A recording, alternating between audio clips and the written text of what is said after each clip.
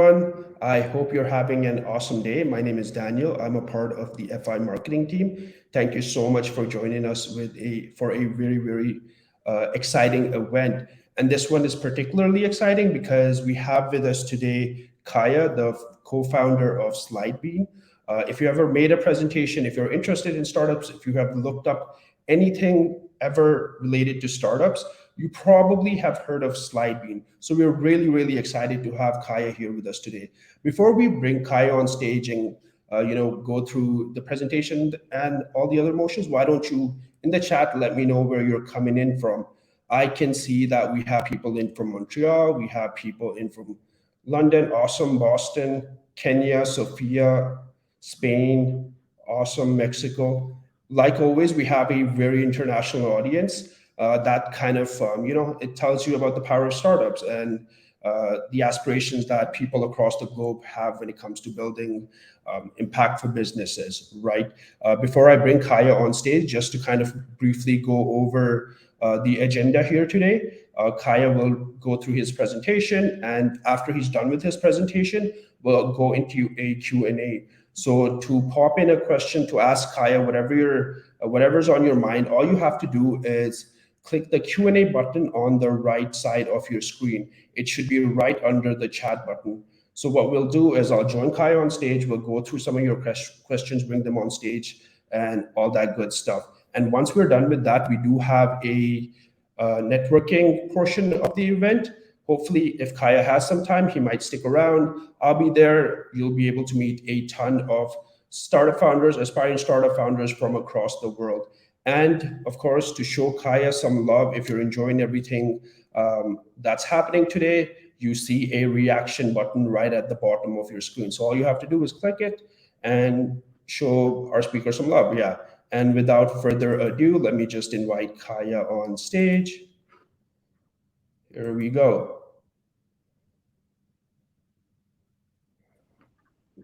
Hey everyone, my videos. There you go. Hey everyone, thanks a lot for having me. Awesome. And excited to kick it off. Like I've been on and off with Founder Institute for a while now. I don't think I have the energy to run a chapter, but I've been a mentor to a couple chapters in a couple different cities.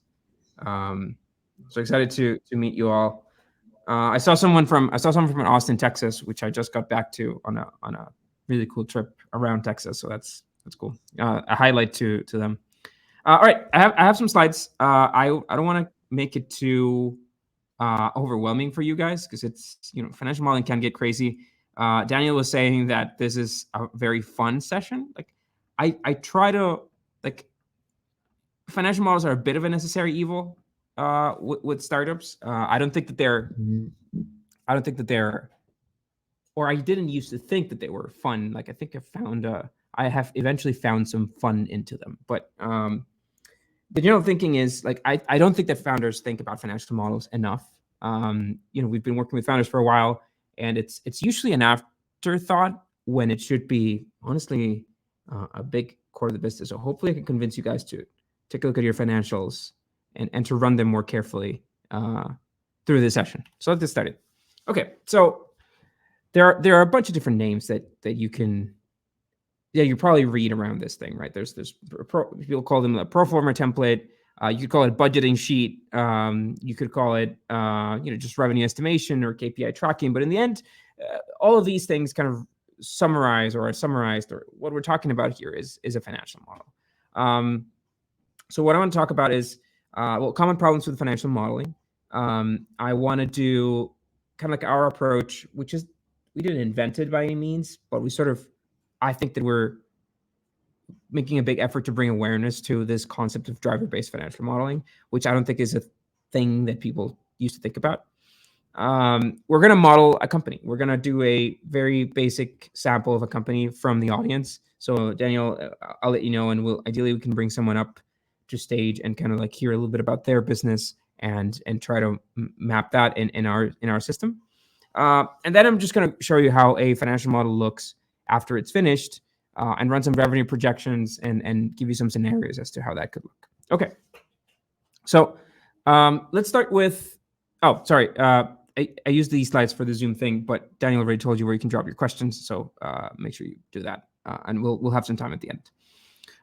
Okay, so the one reason why we understand this and why we honestly got into helping people with financial models a little bit by accident was because we started Slidebean as this fundraising platform, right? In the last 18 months, about $300 million were raised with pitch decks that we helped make. And so many of those pitch decks and so many of those projects were struggling badly with the financial model.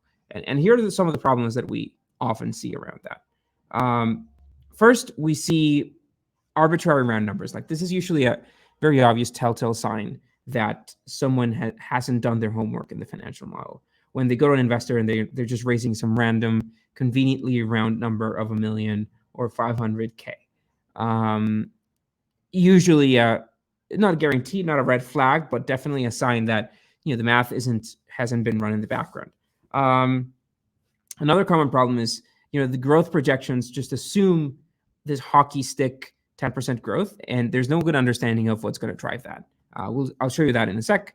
And then the other big issue around financials is that companies are focused more on their months of runway, or we're raising money for 18 months or we're raising money for 24 months, than on their capacity to reach a certain key milestone as to where the company's going. So let's make sure that we don't commit those mistakes. And then the answer to that is, yeah, it's a spreadsheet. I think we've done our best, and it's a free template, by the way. So I'm not trying to sell you anything, but it is a template available for download for free. I'll give you the link in a sec. But we've made a good effort to make it look as far away from a standard nasty financial model as we can, and I think we have. But we're not going to touch it. We're not going to look at it for a while yet. Why? Because we have to understand some things first. So first of all, we all understand this driver concept that I've been telling you about. So imagine this chart where we have very simple, green bars reflecting revenue and red and blue bars reflecting expenses, right? So and you're sort of modeling, you're projecting your revenue, you're projecting your expenses to reach a certain milestone, right? Either that's your next round of funding, or that's a revenue goal, or maybe it's becoming profitable, or or an exit, selling the company, right? So that's what you're projecting. You want to make sure that you get there, right? So the big question is, well, what is driving your revenue, and what is driving your expenses? What's the cause of that revenue? Cause and effect. So let me give you a very classic example of a founder's story. They'll come to us and they'll say, hey, we're going to generate 700 orders a month the month we launch, and then that number is going to grow 10% every month. And after the second year, growth is going to slow down a little bit. It'll go to 5%. So if you want to project that, and that, again, this is bad, but this is a very common approach that I'll see in a lot of pitch decks.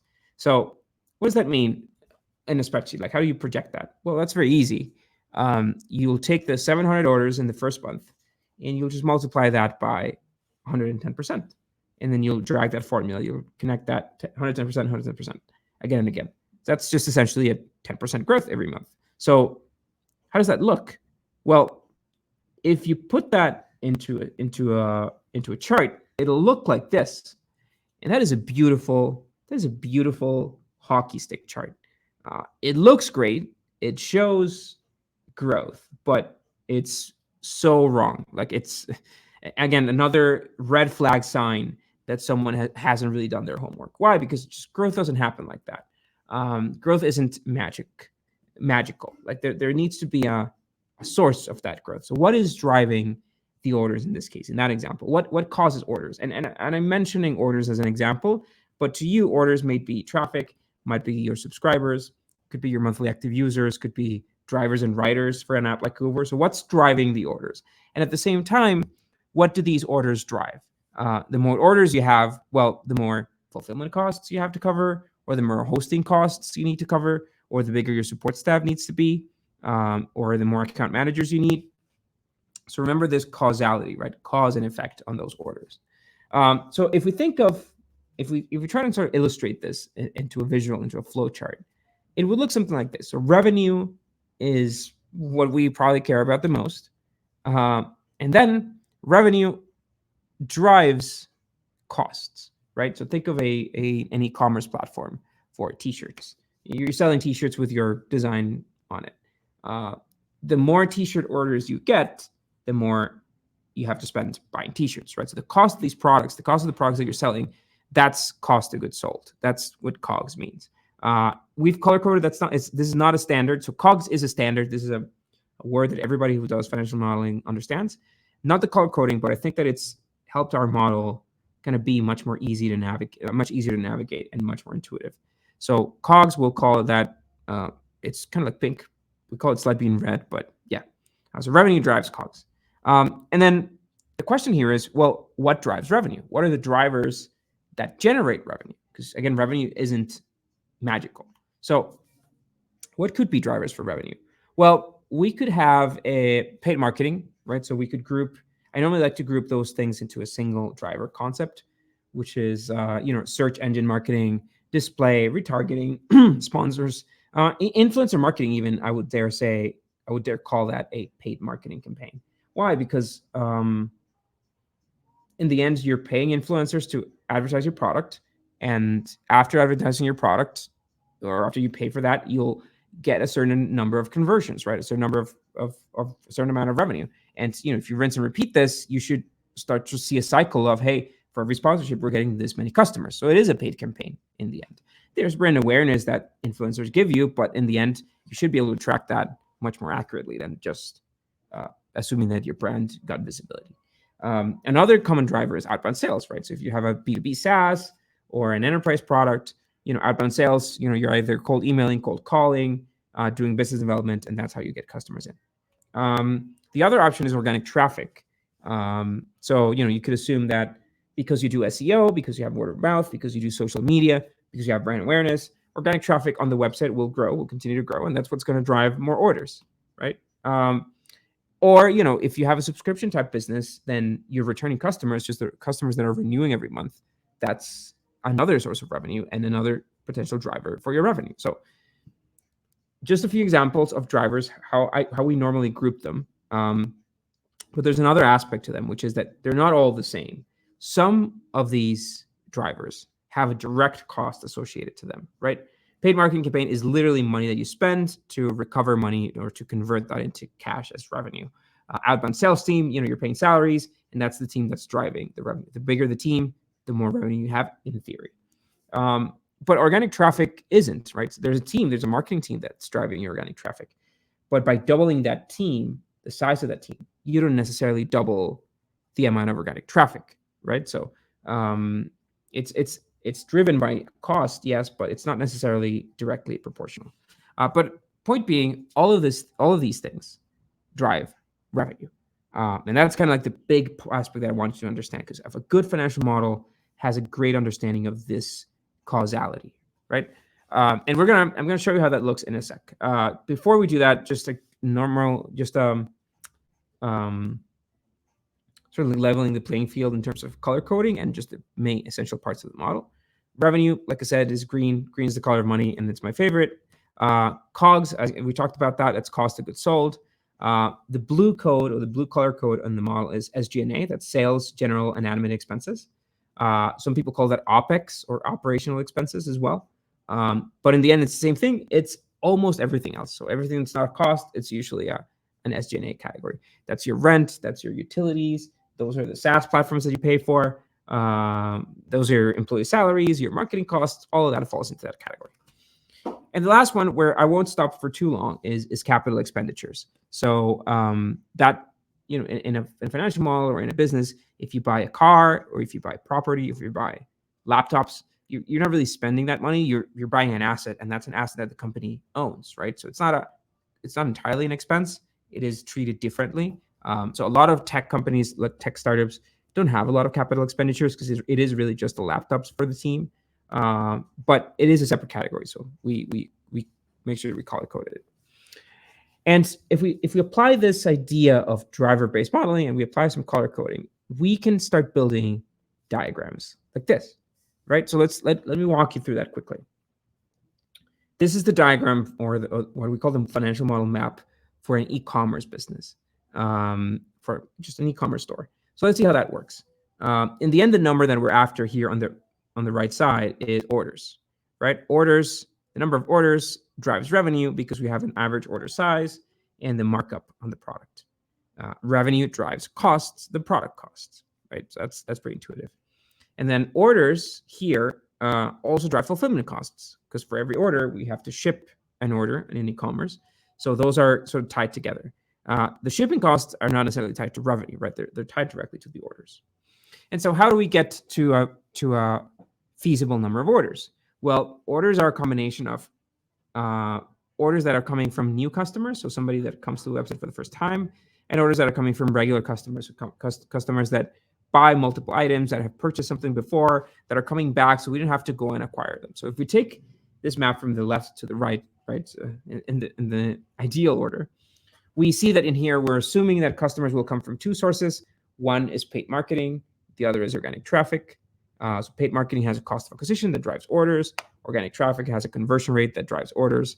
And that's how we get there. So the numbers, the inputs that you put into this model, the drivers of this model are your paid traffic and your organic traffic. If you want to grow faster, if you want more revenue, then what you do is you increase your assumption about that organic traffic, or you increase your assumption about that paid traffic. And that's what scales the model. It's not an input into the revenue, like the bad example of the 110%. The input is in the drivers, not in the revenue. So hopefully this will make sense in a sec, but I'll stop now before we build one, because we are actually building one. And I'll check the chat if we have any questions from everyone. So now is the time. I see the Q&A.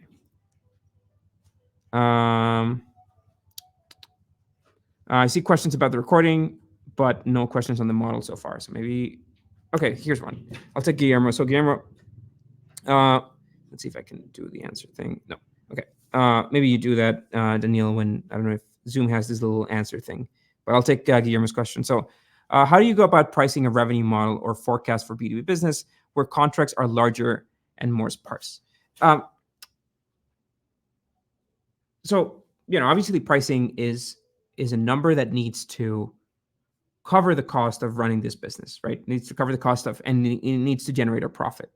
So pricing, sometimes people think of pricing as, hey, like my product cost this, and I'm going to put a markup of 50%. Right? When we started Slidebean as a presentation platform, our first thinking about pricing was, hey, like the server costs of running a customer are like $1. So we'll multiply that by 5, and that'll be our pricing. That's not how it works, right? Pricing needs to reflect the cost of bringing the customer in, and needs to reflect the cost of running the business. So that's where, budgeting a spreadsheet, where you have to account for, where you do take into account how often you convert customers, how big the sales team needs to be in order to convert those customers. If you take into account those things and you budget them, that's where you can start thinking, well, what number do I need to put here in pricing so that this business is feasible and it makes sense? Let's see what else came in. Where do you put the cost of marketing for yen? That's usually in the SG&A side. So sales, general, and admin expenses usually accounts for marketing. It's just not in the acronym, but it is. So this is a great question from Radu on valuation. So how do you calculate the current company valuation? So a company valuation is a company valuation for an existing business, i.e. a company that has revenue, that has raised money in the past, a company that exists, right, that exists as a business, is an auditing exercise, right? So somebody will go do a 409 valuation and determine how much the business is worth. It's a very straightforward process, I think. On the other side, if you're a pre-revenue company and you haven't raised any money so far and you don't have a product, then valuation is just it's fugazi, right? It's just an imaginary number, and it is. And I see a lot of founders kind of concerned with, hey, how do we estimate a valuation for this business that doesn't exist yet? And usually my recommendation is like, don't sweat it. In the end, the valuation that you get at which investors will invest is not so much based on what audit you do and so what market estimation you do. People pay thousands of dollars for these valuations, and that's not going to convince investors to give you a better valuation. In the end, the valuation is just a balance of how much risk is there in your business and the opposite that investors want for their money at the pre-revenue stage. After that, it's a very different exercise where you take into account revenue projections, profit, and so on. Okay, let me take maybe a couple more before we get into the next step. What modeling to do if the startup is not selling a product? I mean, I guess it depends on the type of model. Well, if you give me a little context, then maybe you can answer that better. Because not all models are e-commerce, right? That was just an example. I'll take flat. So in a way, this is how an accountant looks at a business. And this is a great question. And I'll end with this one before moving forward, which is, I think that there's a big difference between the financial model and the job of the accountants. So the job of the accountants or the bookkeepers is to look at the transactions the business made, classify them where they need to go in these categories, costs and SG&A and capital expenditures, and keep them in order for taxes, for tax purposes, and just file all of that. That's what an accountant or a bookkeeper does. That's very different from the financial modeling part. So the financial modeling part is more about guessing to the best of your abilities how much revenue you're going to generate next month. Why? Because you need to know that in order to determine if you can hire someone. You need to know that in order to determine if you need to spend more aggressively, if you're meeting or failing at your investor goals. Like, that's what a financial model is for. And it's not the job of the bookkeeper. It's usually the job of the CEO.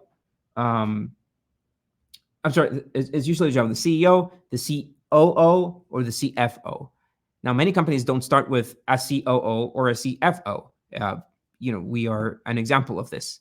And we struggled a lot, or I struggled a lot because nobody was running this. Somebody had to. Like, how do I know if I can hire someone next month if I don't have the visibility on that? So that's why I think the financial model is key, and in so many ways it has saved us from oblivion, where we've been able to budget and make decisions based on what's going on. Okay, Danielle, if you have a chance, do we want to bring someone on stage? So I don't know if in the chat, guys, you want to type kind of like a 1 or 2 liner about what your business does. If it's a B2B, or if it's a B2B SaaS or a B2C SaaS or an e-commerce or a website, just throw that in the chat. I'll read through a few, and we'll maybe pick one that is useful for more than one of you, and hopefully you all can learn a little bit of how that works. Okay, so we have a couple of people chiming in here, right? We have people SaaS, e-commerce, B2C. Okay, here we go. Okay. So do you want to maybe just pick one? I see a lot of B2Bs, right? So let's maybe go with the B2B. I see a lot of SaaS, which is and B2B SaaS, which I see as the most common trend. So let's see. Why don't we pick Hannah Rose? So D2C with product orders and subscription model. I think that applies for everyone. Can we bring Hannah up to stage? Okay, Hannah, would you let us bring you on stage?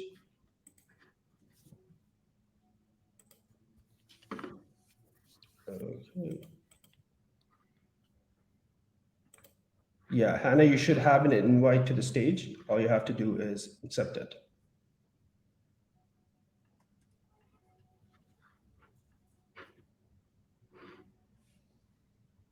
All right. While we do that, I'm going to paste the link to the template. So this is the spreadsheet that we're going to use for the rest of the session. Again, it's for you to download. I'm generally not trying to sell you anything with it. I see a couple of Slidebean customers. Great. So maybe you know about this already. So I just dropped the template there. Again, all the links that we have are going to come from there. So you'll find everything in there. Hannah, good to meet you. Hi, nice to meet you. This is so cool. I can't believe this is happening. I watch your YouTube videos like every day. So I'm really starstruck right now. Thank you so much. Awesome. It's weird it's weird that I do YouTube videos on like cool, social issues, and then I do spreadsheets too. But that's the circus act, I guess. Go ahead. Tell us about your business, and we'll get to try and model it in the time that we have. Fantastic. Yeah. So I'm a direct to consumer product company with a subscription model attached. So I sell a pair of pants that help women with pelvic pain and chronic pain. But Mm-hmm. included with that are portable heat patches that go in the waistband. So my customers can wear these pants with or without the heat patches. And there's a subscription model if they need the Okay. heat patches whenever they want Okay. throughout the That's month. okay. Okay. Okay. Okay. I got that. I got those basics. So let's try and build it. I'll have some follow-up questions for you, Hannah, and as we Fantastic. build this. So the link I dropped there in the chat will give you access to this template. We'll get into the template in a sec, and I'll show you a little bit of how it works. But what I'll do now is the first thing we need to do again before we even touch spreadsheets is we want to work on the model map, right? So here in the model map page, you'll find a link to a mirror board, which is this board. You can make a duplicate of it and create your own account. It's free too, and you'll be able to kind of grab a bit of a template on these building blocks. Okay, so Hannah, how do you get customers into the product? Which, by the way, I didn't ask the name. Emma Valentina. So far, our customers have all been through word of mouth and organic growth, but I do see, paid advertising and working with influencers in the near future for sure. Okay, you said Valentina was the name of the brand. It's Emma Valentina. Yeah. Oh, Emma Valentina. I got you. Uh-huh. Let me arrange my screen here so we can fit everything. There you go. Okay. Okay. So let's do that. So Emma Valentina, right? You said sorry. Yeah, that's perfect. Okay, there you go. Cool. Okay, so here's what we want to do. So you said word of mouth. Great, word of mouth is great, but sometimes a red flag for investors. If you're trying to raise money, to say, hey, like, all my revenue has come from word of mouth. I mean, it's a bit of a double-edged sword, if you will. Why? Because part of it is, okay, great, you've been able to do something like guerrilla marketing to get people on board, fantastic. But if you're raising money, you need to know where you're going to spend it, right? So sometimes when that message comes like, hey, we haven't spent $1 in advertising, then it's like, well, how do you know how that money is going to be spent? You're going to make mistakes. Everybody makes mistakes when spending their first few dollars in advertising. So that's kind of the challenge. But that's fine. So I think that should be one that we take into account. So notice that I'm just stealing the block format here, and I'm going to do your first source of customers, and let's call this organic traffic. So to me, word of mouth fits in here. Social media fits in here. But in the end, the KPI that we're after is how much traffic is that driving to your website. Now that isn't magical, right? Like, organic traffic doesn't just happen. There must be a marketing team that's driving that. But again, it's not a direct driver, because the bigger your marketing team, your organic traffic will not necessarily grow. It should grow, but it isn't like directly proportional. Sometimes I'll just add that as a reminder, like on a dotted line or something like that, just to remember that, hey, there is a marketing team here that's causing this cause and effect. But in the end, this is the driver that we'll be able to control from the model. And then the other one would be, I'm sorry, you eventually mentioned you want to do influencer marketing and other advertising? Yeah, that's correct. Okay. So let's say we'll do influencer marketing. Paid ads. Okay. Okay. Assuming, do these people go to your website? Is it an app, or what happens next? It is a website, and a lot of our traffic is through Instagram. Okay. Yeah. Which we sort of grouped into organic traffic, right? Instagram would fall in here. Love it. So they go to your website, they set the order on the website. That's right. Mm-hmm. Okay. Yeah. So I would do it like this, where we have organic traffic, and the number that we're after is orders. Right. So a certain amount of your organic traffic, so the people that came from Instagram, etc., will convert. So we'll sort of translate this into this via a conversion rate. And once you start doing ads, we'll convert money, like the money spent in ads, into orders via a cost per acquisition, or cost per order. Yeah, cost per acquisition. Cost of acquisition. Okay. So they'll order what, a pair of pants usually, just one pair? So far that's just been our MVP. Ideally they'll be average order will be more than a single pair of pants. With that first order, they do get their first set of heat patches, but I've noticed that I think 40% of my current subscribers came from a pants order. So Okay. I don't know if that's needed right now, but No, that's it is very a good. KPI. Okay. Okay, so the order is pants and patches, That's right. Yeah, and then subscription is just for the patches. that's right. Okay. So I would think that it's something like this, where we have a number of orders, or let's call this initial orders. Now, initial orders have a direct cost just because an order is set, right? So there's a direct cost in that order, which is the fulfillment or the shipping. Whether you charge it to the customers or not, you have to pay for it, right? So it's shipping and fulfillment. Okay. Now, what happens next is that each order has two things. It has pants and it has patches. So let's break those out. So we have pants and we have patches. So so every order has pants. You said, right? Yes. Every initial order. And That's does right. every initial order also have patches? Yes. Okay. So 100% of orders, and we'll just remind ourselves that everybody that goes from here goes to either one of these, right? Because the first order always has them. And from that, now we can just estimate revenue, right? So pants, we can say average pants per order. And we can convert that into revenue, which is, we'll call that pants revenue. And average price per product. Okay, let's look at the patches now. So in the patches, average patches per order, same thing.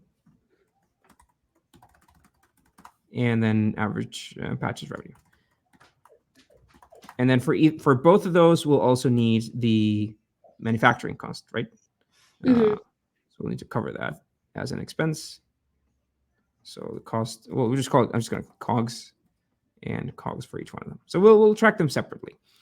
Now, the subscription part was the reason I thought mapping your business would be fun. So tell me how that subscription works. Okay, great. Yeah. So far, this is amazing. Thank you so much. The subscription is based on whatever the customer needs. I have a lot of options for them to choose when they need the relief most. But my most common order size is about 5 heat patches once a month. Okay. So they'll keep ordering this, but do they sign up to like an automatically billing subscription?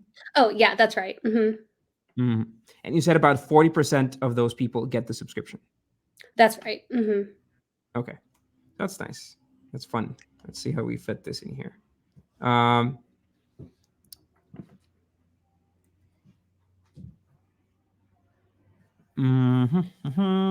Okay, yeah. So out of that initial order, we're saying that 40% of people are getting subscriptions. So we can plug that like this. Here, it's another arrow, and we'll call this subscribers. And then the subscribers will pay a subscription. I would normally when you have multiple subscriptions, and this is a tip for everyone, when you have multiple subscriptions happening at the, and you want to estimate the revenue for those, my best recommendation is not to do this. So not to like say, okay, subscription 1, subscription 2, and try to break them out like that, because you'll end up with a very, very complicated model. My recommendation is at the get-go to just work out of an average, right? So we'll do subscription revenue, and we'll say like average subscription price and average patches per subscription. something like that, where we consider them on average so that we can project to the future, rather than saying, hey, like these guys are on the 5-patch plan, these guys are on the 7-patch plan, because that can get tedious very fast, and usually not necessarily. It's not necessary to look at it at so much detail. And the last arrow that we need to connect is here. We have COGS for pants, cost of goods sold for pants, and here we have cost of goods sold for patches. And this one really connects here, right? Because we have patches that were sold on like individually on that first order, but we have patches that get sold through subscriptions. But in the end of the day, at the end of the day, they're patches that you need to pay for. So that's at the very, very, very basic how your business would be mapped. But let's actually look at how we would work on that in the model and do a little bit of formulas so you guys can see how it works. So I'm going to go to spreadsheet. I made a duplicate of the one that the link I shared, so the one that you guys can download. I just made a duplicate that so we could use in this session. Normally, what the model is a spreadsheet that has, or what the template is a spreadsheet that has all of this stuff kind of mapped directly, right? So, for example, if you go to SG&A and you have your accounting costs, right? So you have accounting services here, and you set that, I don't know, to $500 a month that they're charging you. We'll summarize it here into the advisory section. Maybe legal, we have 2. So I don't know, you want to set aside some $500 for legal stuff every month. So that all gets added up. It gets consolidated here as like professional services, and then it gets consolidated here on your total SG&A, on your financial statements, and then it gets consolidated annually in your entire expenses for the year. So that all happens automatically. That's part of the time we're saving you, so that you have to do that from scratch. It's not too complicated, but what's the point of doing it again? Okay, so that's the first good feature. The other good feature is staff. So normally, if you wanted to track staff, we have a headcount block here. So I don't know, you want to start paying yourself as CEO a salary. So you'll set a month of October as your first month where you pay yourself, and then you start kind of adding one, and then you hire an office manager here. You start adding ones, but this is really tedious, right? You have to go and paste this number every single time, or even drag it. And if you want to hire another one, then you have to go and do it again. So that gets inefficient very fast. So what we did is we built this little dashboard here with staff that lets you estimate your staff much quicker, especially the scaling of that staff. So for example, if you're doing content marketing, social media, word of mouth, you could have a marketing team here, like a senior marketing person.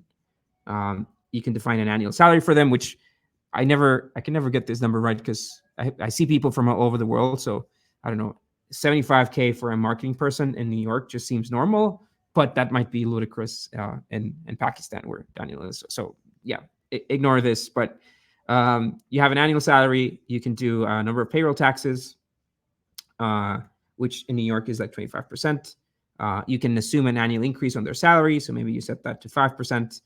And here you can choose when that hire starts. So I'm just going to highlight it so we can see what we're talking about. Here, so we'll say, hey, we'll hire the first marketing person in January, right? We'll have one in January. And then every quarterly, we're going to add one more person so that we get to a maximum of, 15 people on the marketing team, for example, right? So by just adjusting this line, what's going to happen here in SG&A is that we're going to create that role of senior marketing, and that team, notice how it's going to scale every quarter by 1. And that just saved us the time to have to go and do it manually. So in the cost, we also take their salaries, the salary for that entire senior marketing organization, and that's that. Now, I don't have a direct, the last part of the puzzle here is going to the assumption sheet. Sorry, I see Jared asking for the link to the template, which I'll just paste once again, so we don't, so you guys don't forget. Also, I can't help myself. I'm sorry. Somebody asked for the YouTube channel, which is my favorite thing of my job, so I'll just paste that as well. Okay. Okay. So, yeah, the next step, or the last step here, is sort of bringing those formulas here into assumptions. So a good, well-built model has all these formulas stored in the assumption sheet here. And then so that we have like this one dashboard where we can control everything. And the best I can do for today, so that we don't run out of time and we still have some time for questions, is show you a finished model that looks somewhat like Emma Valentina, which is an e-commerce model. So I'll just make a duplicate of this so I don't break my original one. And we'll work out of that. Again, it's not exactly what we built here, but it is somewhat close. And I think it's a good example. So let's see how the assumptions page looks. So here in assumptions, we have these paid marketing budget or paid marketing traffic here, and this organic traffic here as inputs, right? So we can define, for example, let me zoom in. We can say, well, Valentina, when you started doing organic traffic already, how many visits do you think you get every month? Just ballpark, every month from organic. Ballpark, probably about 250. So not too much. Okay. That's fair. Is that growing? Yes, it is. Ballpark, how much is it growing every month? Probably about 2%. Okay, that's fair. Okay, so we'll do that, right? So we can pick here. We can pick and say, hey, let's say assume that organic traffic started in January, starts at 250, grows by 2%, and then we can set a cap. I normally like to set a cap on traffic because there's only so much traffic you can get, right, in your market and in your space. And then you have a percentage of visitors that make an order, which I'm not going to ask you, Valentina. I'm sorry, Hannah, because I don't want you to reveal your secret sauce. But let's just assume that it's something like, I don't know, 5% of people that come make an order. And then on the paid marketing side, so let's assume that you guys aren't doing marketing yet, that you will eventually. So you can set a launch date for that marketing here. And maybe start at $1,000, grow that by $500 a month, and then also set a cap for it. And then you have an expected cost of acquisition here. So the idea of this dashboard, of building something like this, and this is done using very simple or relatively simple spreadsheet formulas, including just ifs and, like ifs on Excel, sums and basic math operations. There's no secret sauce to any of this. It's just like standard Excel formulas. But what we see now is that after we input that, we can go to revenue. And we'll see, for example, organic traffic, right? So this is organic traffic as it's projected, right? 250 the first month, growing 2% every month as it scales. Now, we, of course, since this has been happening already, we can just come here and update the actuals, right? And say, hey, like, well, last month was 250. So and then you can literally just add the original value here. I don't know how that scaled with time. I'm just putting some random numbers in there. A good rule of thumb is to use blue numbers for inputs and black numbers for formulas. So if I just made the manual input, I can just change it to blue. That way I track the historical. And then starting November, I'm just going to assume that 2% growth, right? Notice how paid marketing is also here, starting March, as we said it. And we also put that as blue or light blue, really, because we want to remind ourselves that that's an expense, right? So here in SG&A, if you go to marketing, that is being accounted for as an expense. That's probably the most important part of everything, right? It's not just assuming that marketing spend, but actually budgeting that marketing spend, put it on the SG&A sheet so we check if that's happening. And then here in revenue, from that paid marketing, we have a conversion to orders, which we do just like we did here on the map, a conversion rate. So a certain amount of organic traffic converts to orders, and then paid marketing on a cost of acquisition converting to orders, right? So it's pretty similar what we have here, not there, but here, where on assumption side, percentage of visitors make an order, and there's an expected cost of acquisition for that. And then the model breaks down again here to look at website sales, customers and so on. This one is a little different from yours, Hannah, so I'll stop here. I also don't want to overwhelm people. But that, in essence, is the task of a financial model, just to estimate if things make sense, right? And you can also, go and look at that dashboard now that we understand much better, to understand, whether the business is growing, whether you need to adjust prices or not. Again, this is an incomplete model. We haven't really talked about pricing yet, but that is the general idea. So I rushed a little bit through this last few steps because I saw a lot of questions in the first stop for questions. So maybe let's do another one and make sure I can answer everything. Hannah, thanks for lending us your business as a little case study. Thank you so much. Honored to be here. All right, so let me jump in to Q&A. I'm seeing the chat and the Q&A, but I'll pick from the Q&A now. Yeah, Kaya, before we kind of really get into those questions, I do have a question that we do get a lot, right? And the question is, when should a early stage startup founder really start focusing on financial models, right? The assumption here is they're at idea stage, they're validating customers. When's the right time? Good question. I'd say, man, I'll tell you a bit of my experience. Like when we started Slidebean, we did Startup Chile, which was a grant of about 35,000, which was an investment. The moment we started operating the business, I had a financial model so that I could just budget when we were going to run out of money. So it wasn't complicated. It wasn't elaborate. It was just a very simple spreadsheet that just tracked a list of, hey, these are all the expenses we have to make each month, including our salaries, which were not great. And then that means that at that rate, we'll run out of money like in 6 months. And I would have this spreadsheet just for my own peace or not peace of mind. But again, to answer that, I'd say, the moment you are in business, even if you're not making revenue, if you're just spending money, you should have a budget sheet. And financial model is a fancy name for it, but it is somewhat the same thing. Yeah, and we do kind of get a lot of questions about like what tools should you use, what applications are out there and all of that. And I think the answer here really is just kind of keep it really simple so that you're able to understand what you're doing, right? And then I guess as you go along and as you grow as a business, then you can progressively decide to, use a couple of different tools, or, if you need to maybe reach out to somebody who can help you with some expert advice. Yep. Yeah.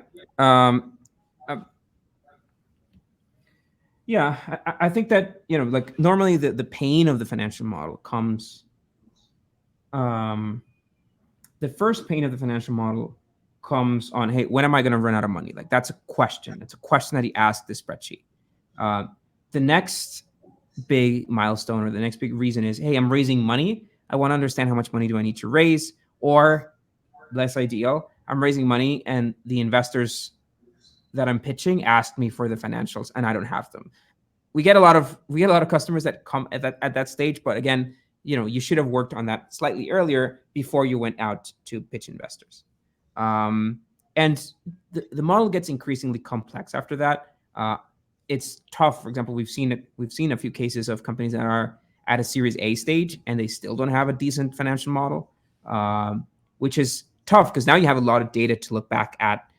You have a business that's running, and then building it is, it's a little bit more work. But what gets more complicated is adopting this culture of running your financial spreadsheet inside the team, because it is just a lot more complicated to run a spreadsheet for a running business with $1 million in revenue a year than just for 3 guys that are starting something together and they're just budgeting their expenses. But you sort of learn with it if you start early.